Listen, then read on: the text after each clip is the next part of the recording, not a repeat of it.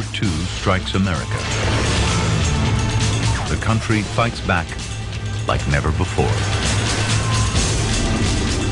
America becomes the most powerful war machine the world has ever seen.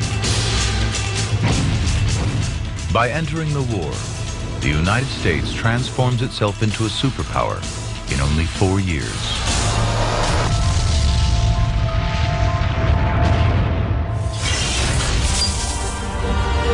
We are pioneers and trailblazers. We fight for freedom. We transform our dreams into the truth. Our struggles will become a nation.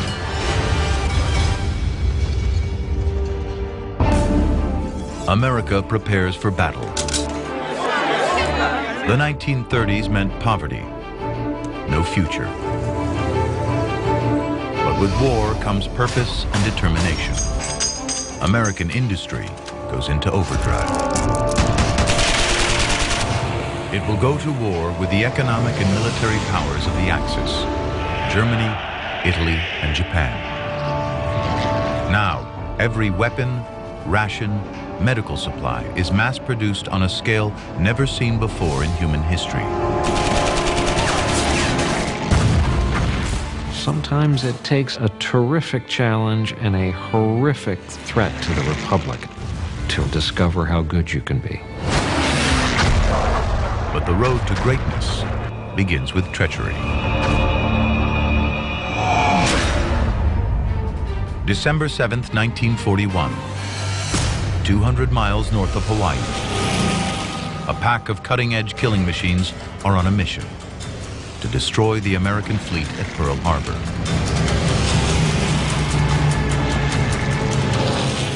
The Japanese Zero was a better fighter than anything the Americans had produced at that time.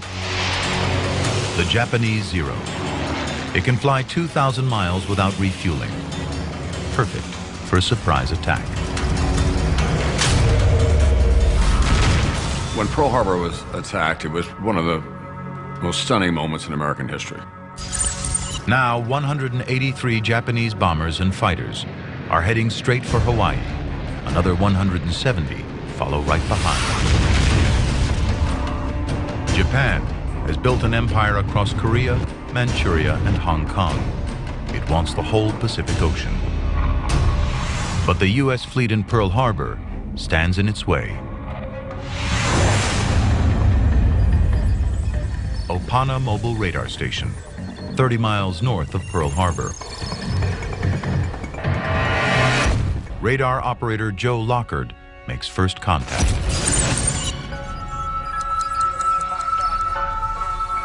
What's this? 2 blips are showing something out to sea. Radar is still experimental technology in 1941. Its importance is about to be realized. If I could reach out and touch you from greater distances, I had a tactical, strategic advantage.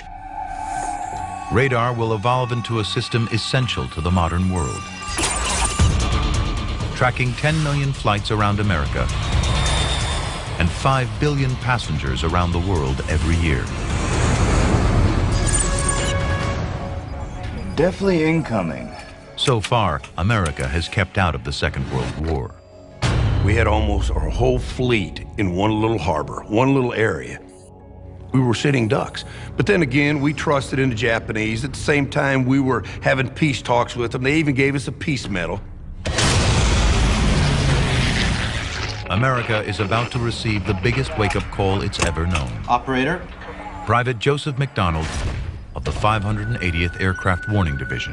Yeah, this is Opana. It looks like there are a large Number of planes coming in from the north, 3 points east. I think everyone's gone off shift. Hold on. It's early Sunday morning. Japan is over 4,000 miles from Hawaii. Pearl Harbor is not expecting to be attacked. The surprise attack, once the specialty of American riflemen in the War of Independence. The tactic that made America free is now being used against it. We still got planes coming in. It looks like an awful big flight. Okay. Lieutenant Kermit Tyler. He knows there is a flight of American B-17s due in today. He assumes that's what's on the screen. Well, look, don't worry about it.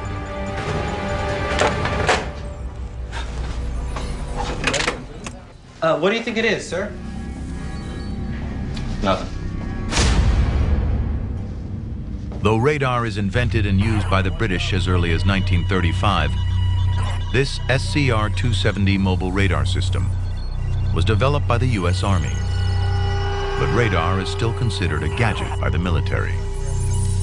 There are only 5 radar trucks to cover the whole of the Hawaiian Islands. And they're only manned 3 hours a day. 20 miles. Radar has another weak point. It can't see through Hawaii's mountains. The low-flying Japanese squadron vanishes from the screen.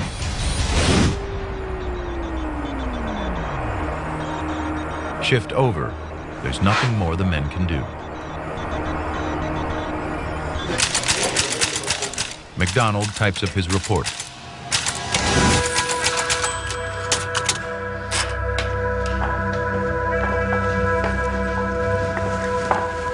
Hey, Bob. Take a look at this, will you? Today, America pays the price for neglecting radar. When did this come in?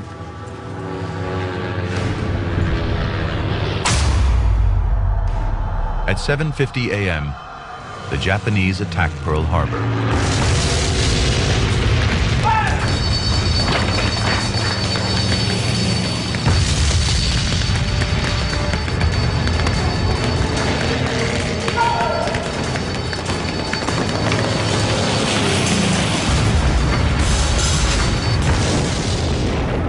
Most of the Marines and sailors were still in their rack. They were still asleep. We had no idea that this was going to happen. But we all know that it did.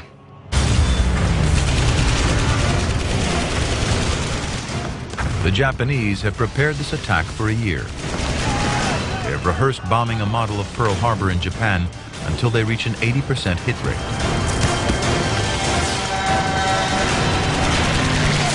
All 8 battleships are put out of action.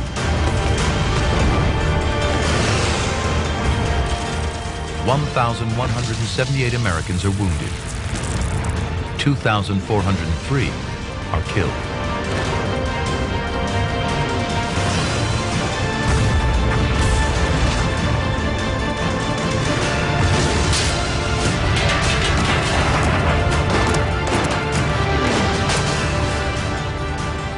Private McDonald's report was finally read, but by then it was too late. A day that will live in infamy. We were completely unprepared for that emotionally. And it turned the country on a dime, overnight. Anti-war people were down, signing up to join the Navy, the Army, and the Marines, whatever was required. 27 hours after the attack, America declares war on Japan. 3 days later, the U.S. is at war with Germany. It unleashed the wrath of America. And I think it gave us an energy that carried us through the rest of the war.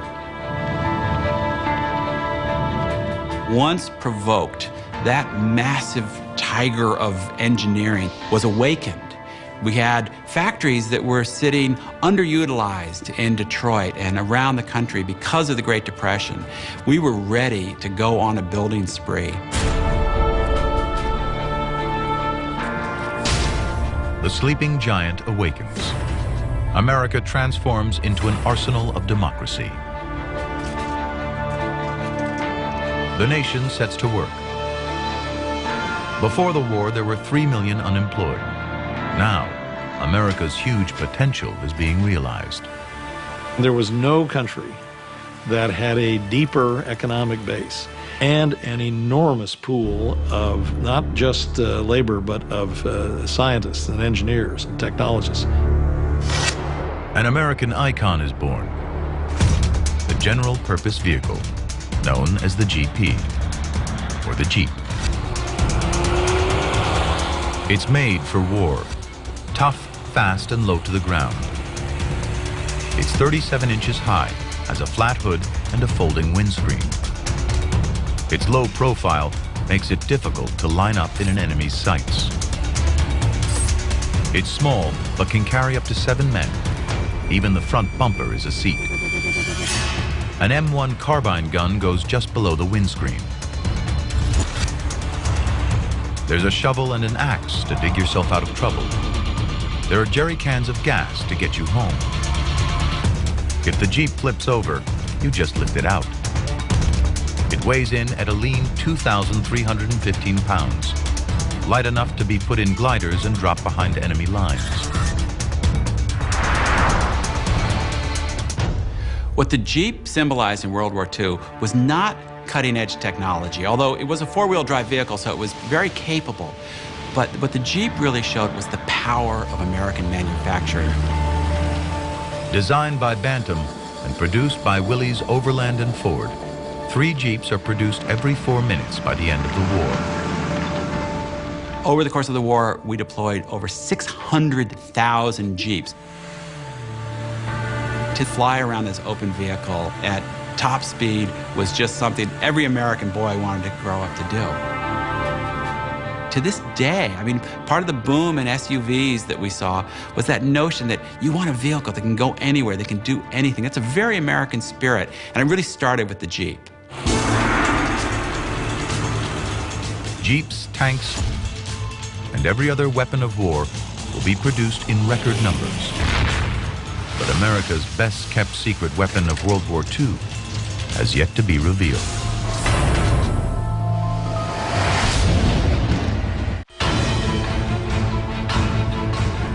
America sets to work. The plan, overwhelm the enemy through mass production. 88,000 tanks, 7,333 ships, 20 million rifles and small arms, and 40 billion bullets produced in 4 years. 43 million men are registered for combat service. But America needs more manpower. The answer is the best-kept secret weapon of World War II. It was actually the women back in this nation that were the ones working in the factories, that were putting the tanks together, building the ships, building the airplanes, you know, so they are actually the ones that logistically won the war for us.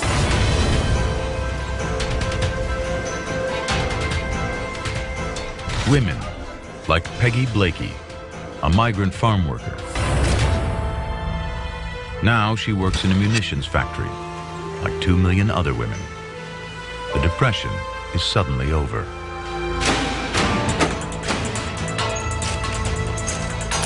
The factory used to make fireworks. Now it's pumping out 20mm tracer shells.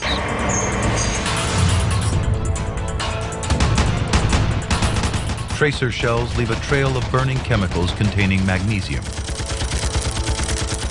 See where it's going, and you can hit your target.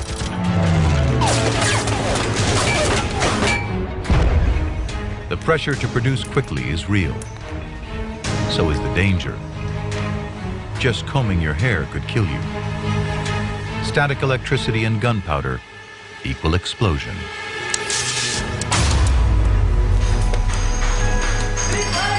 But the risk is worth it. Peggy makes real money, $32 a week. To us, it was just an absolute miracle. Before that, we made nothing. Now we'd have money to buy shoes and a dress and pay rent and get some food on the table.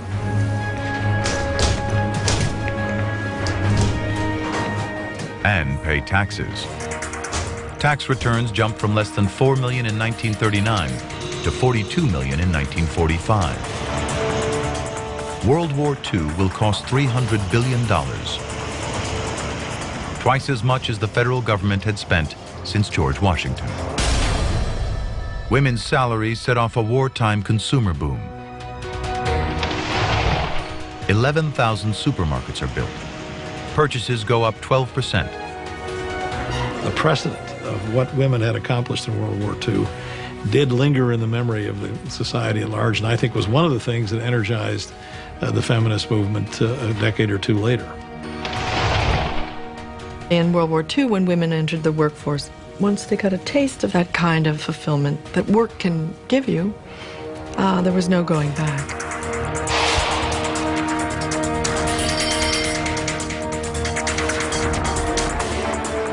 But Peggy's job is undeniably dangerous.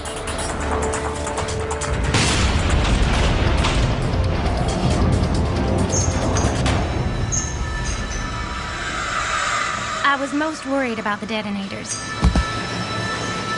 Detonators are put into the tip of the shell last. They explode on impact. They set off the gunpowder in the shell. Detonators are extremely unstable.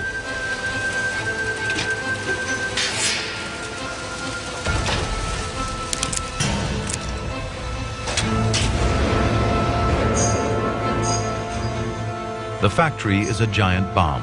It's loaded with tons of explosives.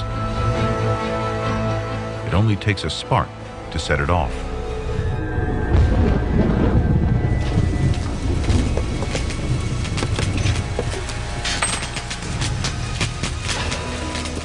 This terrible thunderstorm came. Would all staff report to the cafeteria immediately, please? We were in a hurry to go, and somebody knocked the detonators on the floor.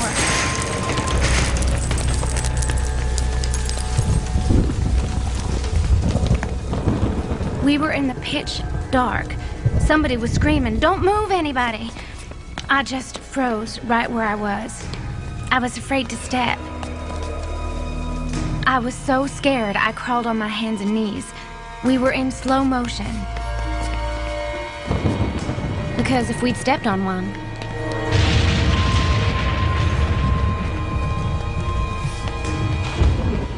Making weapons can be as dangerous as using them. In the first 16.5 months of the war, 12,000 military men died.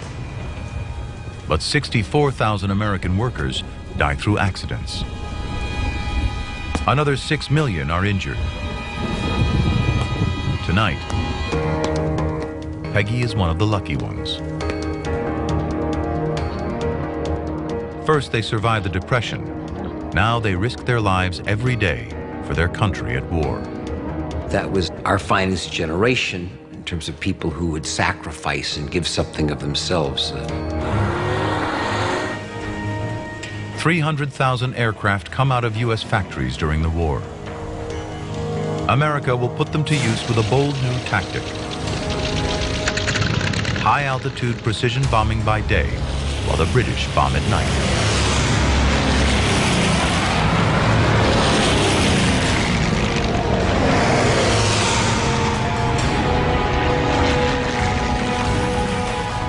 August 17, 1942. These are the men who will see if it can be done. If they survive, the way war is fought will change forever.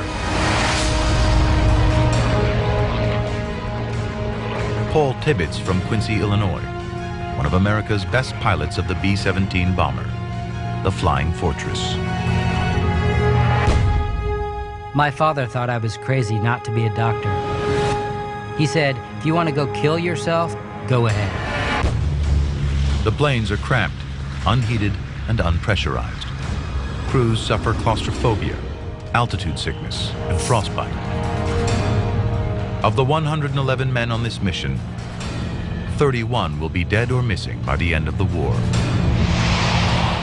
These men depend on each other. You know, if you ask anybody that's ever been in combat, they will tell you, yeah, sure, you fought for your country, you fought for your way of life, you know, but in all reality, you're fighting for your buddy that's right next to you. The B-17 bomber is just as tough as its crew. It's got 4 engines, not 2. It's got 4,000 pounds of bombs, and it can go at least 2,000 miles.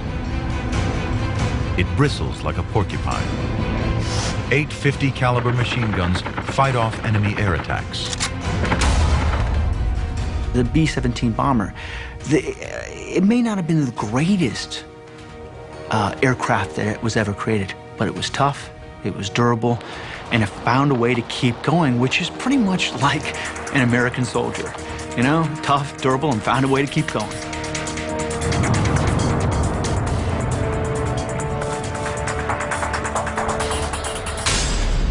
The planes climb. Oxygen keeps you alive above 10,000 feet. No oxygen, you could black out in 3 minutes and die in 20.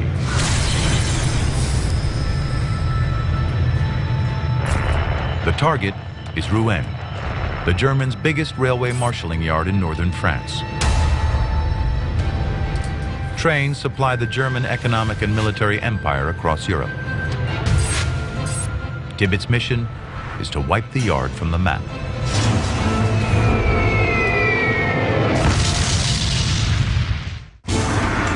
August 17, 1942. Before today, the Allies had only bombed under the cover of night. But targets are hard to see. To increase the chances of a direct hit, America bombs by day. The aim is accuracy. The Norden bomb sight is the way to get it. It's an early computer. It's top secret. The crew will destroy it rather than have it fall into enemy hands. Dial in airspeed, wind direction, and altitude. 1 minute to target. The machine calculates where to fly and when to drop the bombs. By destroying the Germans' economic and industrial base, America will weaken the Nazis' military might. Today's target is key. The railway yards at Rouen keep the German war machine alive. 45 seconds to target. U.S. air crews pay a high price in casualties to achieve their goal. In 1943 alone, 2/3 of air crews never came home. The weather is perfect for the bombing run. Visibility virtually infinite. But at 23,000 feet, B-17s leave vapor trails, arrows in the sky, pointing right to the planes. Okay, it's on. German anti-aircraft fire explodes under the B-17s. Tibbetts keeps his nerves and the plane steady. The computerized bomb sight zeroes in on the target. Target in sight. Target in sight.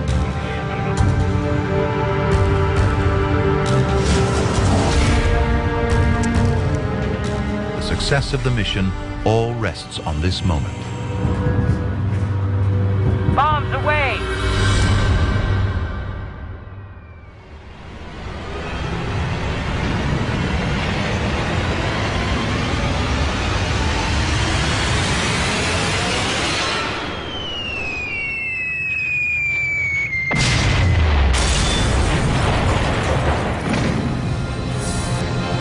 Success. 36,900 pounds of bombs hit the rail yard. 50% of the bombs fall in the target area. In 1942, that is precision bombing. A big improvement over nighttime attacks. This technology will ultimately lead to today's GPS-guided smart bombs. But now, the direct hit rate is up to 95%. Tibbetts knows his mission is a success. We caught the Germans by surprise. They hadn't expected a daytime attack. But then shrapnel rips the air.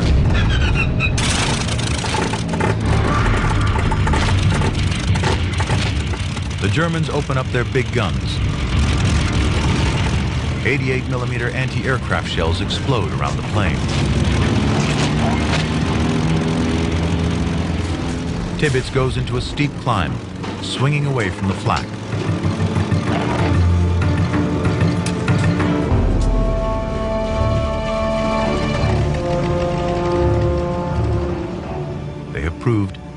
daylight bombing is possible.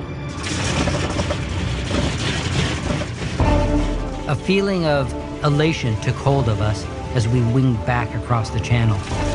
We had braved the enemy in his own skies, and we're alive to tell about it. All sides bombed industrial targets in cities in World War II. Targeting trade and industry means bombing in or near population centers. A grim fact of World War II that sees ordinary families killed in numbers undreamt of in earlier conflicts. Paul Tibbets will be famous for another bombing run, but it's 3 years away.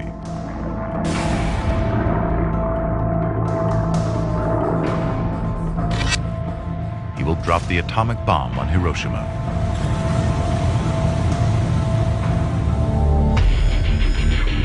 For every B-17 shot down, American workers produce 2 more. Overwhelm the enemy.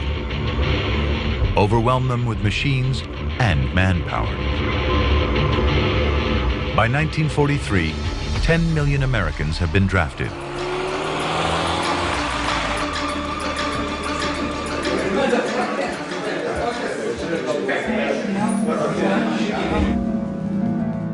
One is 18-year-old Harold Baumgarten, a New Yorker from the Bronx. He'd been offered a tryout at Yankee Stadium. But before I could begin playing for the team, I was drafted. On July 10th, 1943, I entered the U.S. Army. What they did as 18 or 19-year-old soldiers was far and away of greater significance than anything they ever did in the rest of their lives.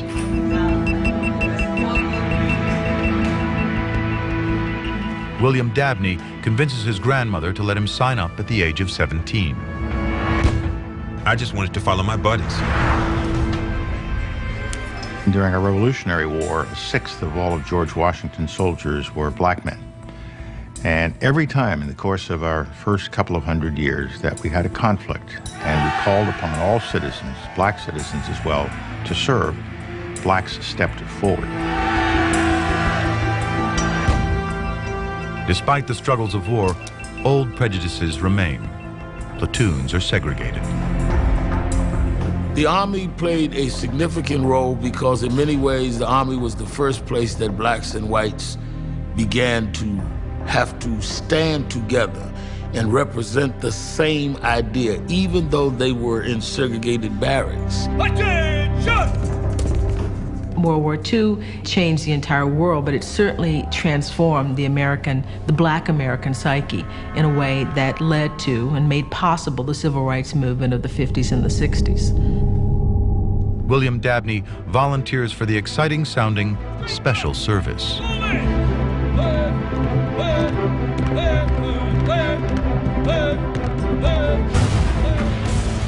But all the training in the world cannot prepare him for the horror that is to come.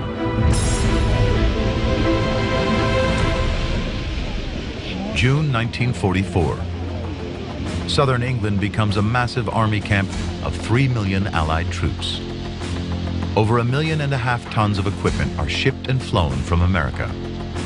The goal is to retake Europe from the Germans. General Dwight D. Eisenhower takes command of the biggest amphibious military operation in history, codenamed Operation Overlord. To the world, the Normandy landings are simply known as D-Day.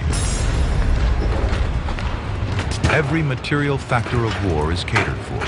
The Medical Corps alone stockpiles tens of thousands of tons of medical supplies, bandages, morphine, surgical instruments, bedpans, oxygen tents, and X-ray machines.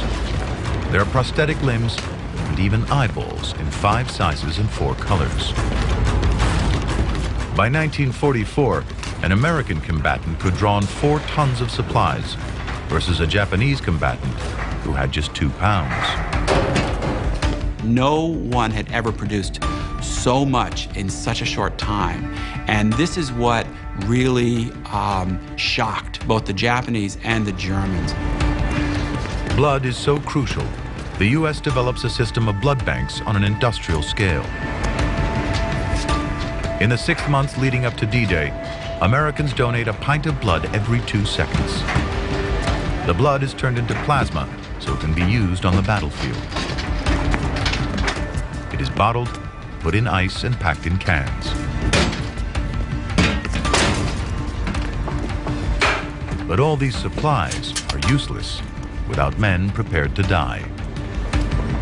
D-Day is coming. June 5th, 1944. American industry gives the military the means to retake Europe. Now the nation must sacrifice its sons. Over 5.4 million U.S. soldiers will invade Europe in World War II.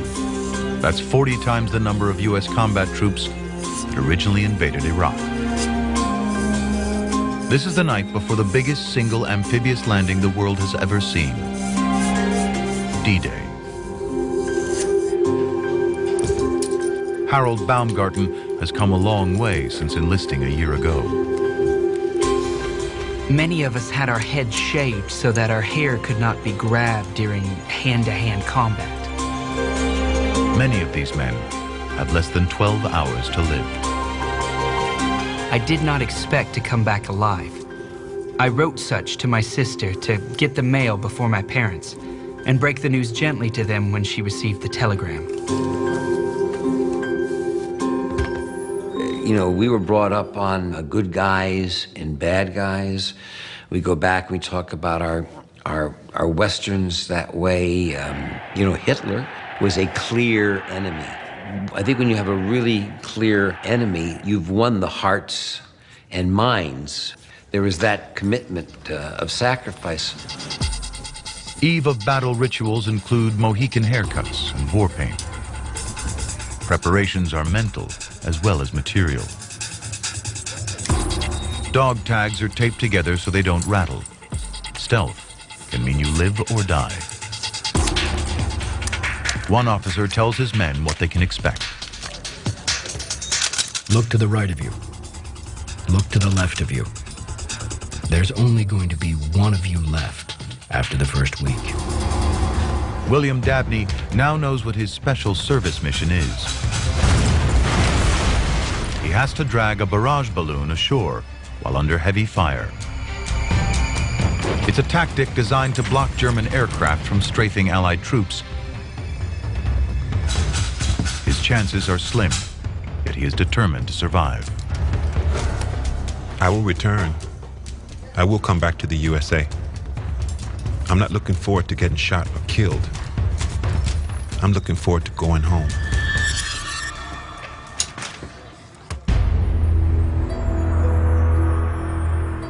More than 70,000 American troops are about to invade German-held France.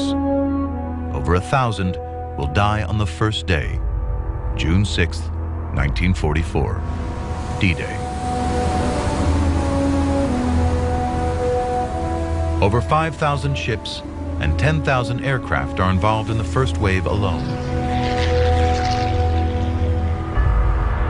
5 beaches will be stormed. The most infamous is codenamed Omaha Beach. Think about Omaha Beach from the standpoint of the young man. The ramp is about to drop, and the sights and the sounds all around provide the context of hell.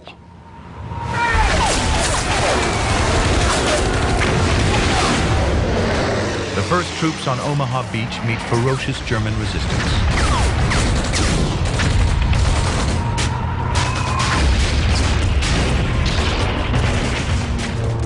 Rocket launchers, mortars, and 85 machine gun nests tear into the Americans.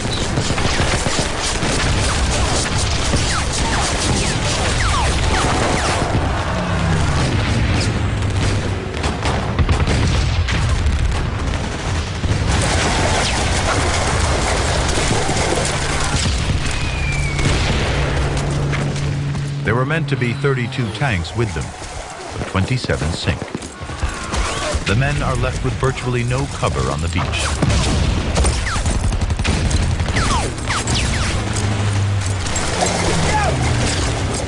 William Dabney is totally exposed. Tethered to his barrage balloon, he's defenseless. When it's shot down, he has his chance.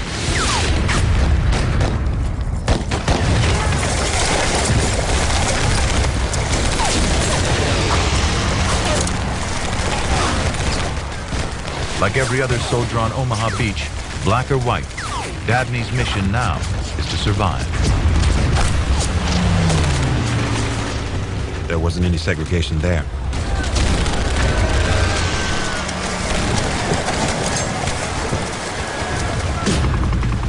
Harold Baumgarten is thrown straight into the carnage.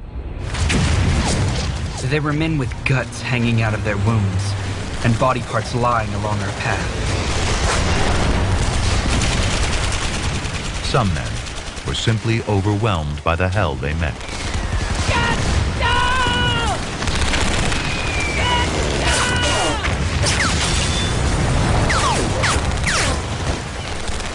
By 9 a.m., almost 5,000 men are ashore.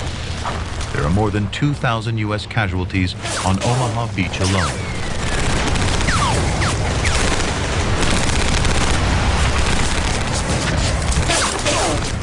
William Dabney survives. He is later awarded the Legion of Honor.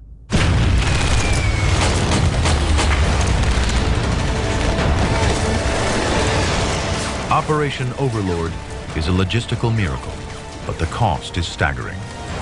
Nearly 126,000 Americans are killed, wounded, or go missing during the Battle of Normandy.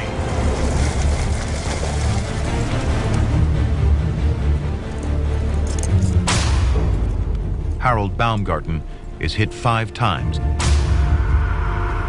After losing blood for over 30 hours, Baumgarten is brought back from the dead by a plasma transfusion, then injections of penicillin and morphine, the very supplies America has mass-produced to keep its men alive.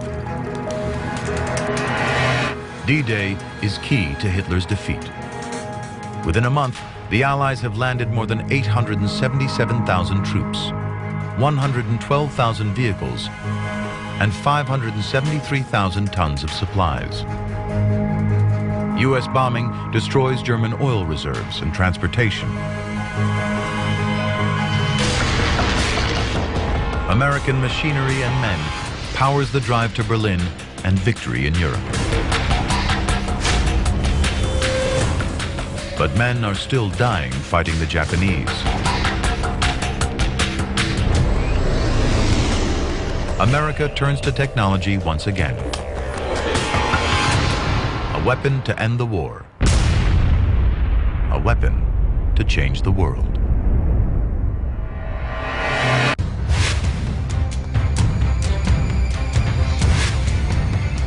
The Alamogordo Desert, New Mexico. July 16th, 1945, 5:27 a.m. In 3 minutes, American technology will change the world forever. Robert Oppenheimer, the theoretical physicist who loves poetry as much as science. The FBI would track his every move, worried that he's a communist. Yet Oppenheimer leads the biggest scientific test in history, the top-secret Manhattan Project. Theoretically, fission physics could enable enormous amounts of explosive energy to be released from a single device, the atomic bomb. The bomb is the most technologically advanced weapon in the world, yet nobody is sure whether it will work. Even many of the people who worked on the bomb itself were skeptical that the bomb would actually work. No one had ever done anything like this.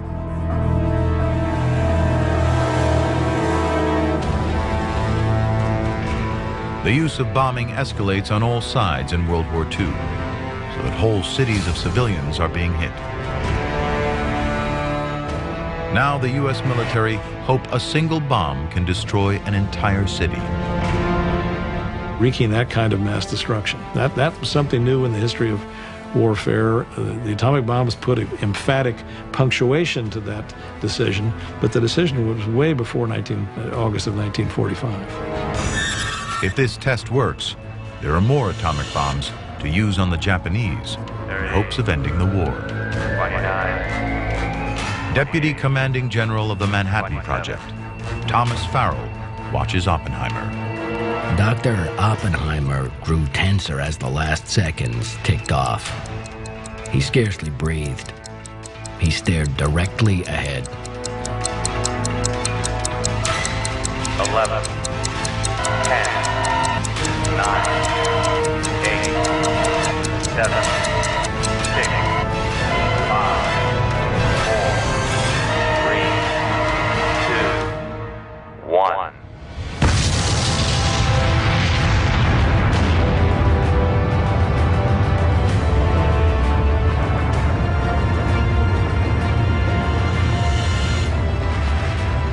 The temperature generated at the center of the explosion is 10,000 times greater than the surface of the sun.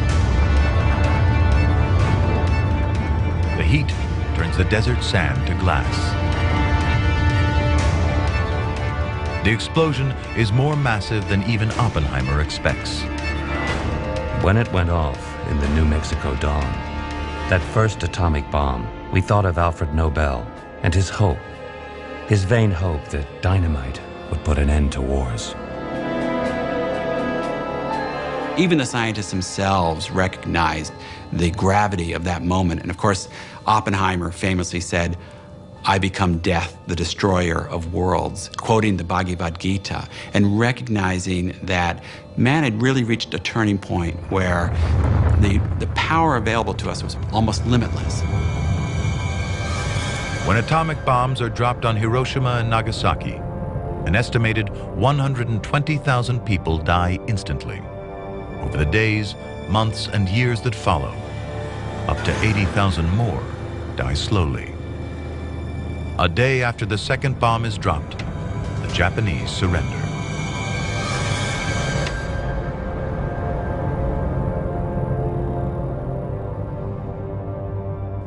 America's technical innovation is decisive in winning the bloodiest war in history.